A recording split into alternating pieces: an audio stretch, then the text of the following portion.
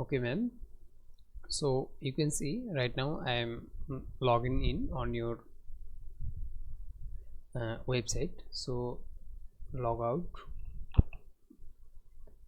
and just logged out, and you can see now I am logged out and the admin is completely goes. So you can see the admin name, only admin, username admin, and the password is only 2020 then 2020. It's completely simple. I'm taking a screenshot to you.